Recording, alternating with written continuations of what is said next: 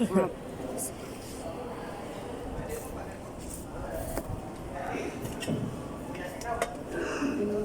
binignit na bilo-bilo sa kong negosyo.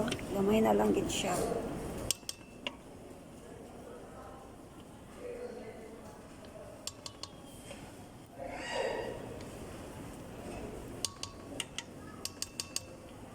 Binignit ang akong negosyo. Maura ni ako ang ginakabisihan sa tanan o mais. Tapos ayan akong shredded corn. Shredded corn with butter. With butter and flavor later. Na siya'y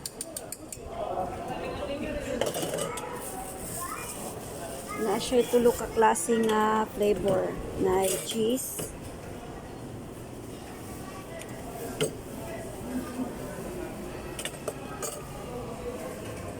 sweet corn, shredded nga corn, tapos natay buko juice, gamay na lang siya. By the way, mani siya ang akong mga flavor sa sweet corn sa binignit. Dali na mo ko. Mani siya akong flavor sa mais, cheese,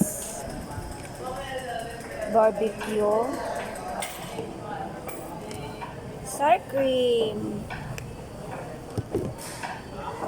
o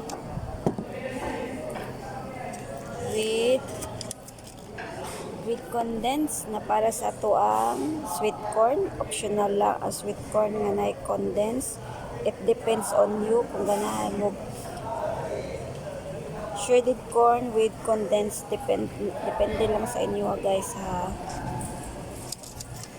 So mo na siya akong ikabisihan mo na akong mga baligya. Kung mo na siya ako ang mga baligya jud. Ginagmay lang siya pang palingki lang.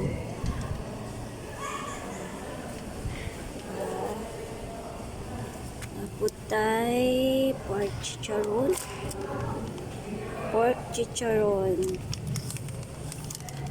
Naputay macaroni chicharon nga with cheese flavor ug napoy barbecue flavor ug napo siya spicy flavor.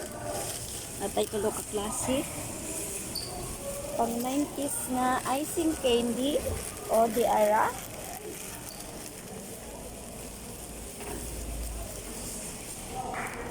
Og naapot ay utap nga sa unang panahon tag 20 ra ni. Karon pila na ang presyo tag 50 pesos na.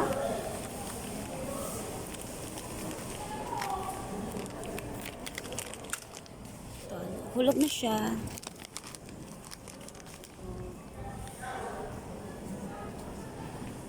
Taran, ano siya akong mga negosyo.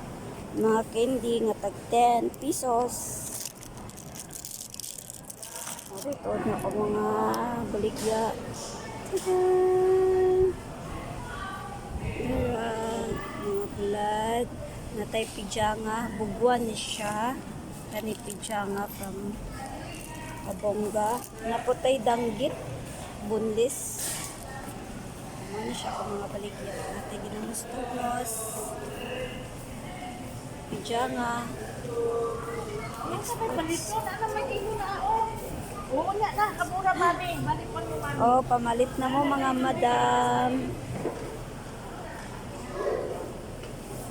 Turmeric. Klase-klase ka na itong baligya na putay honey.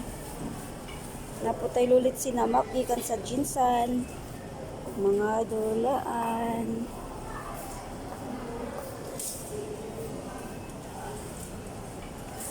Ano lang siya.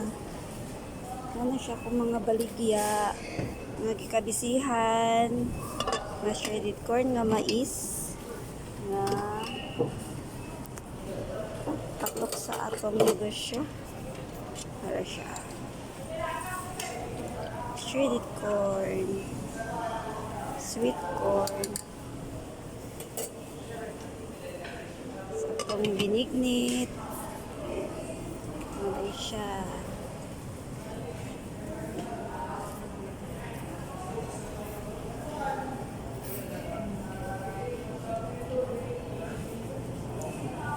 tuot.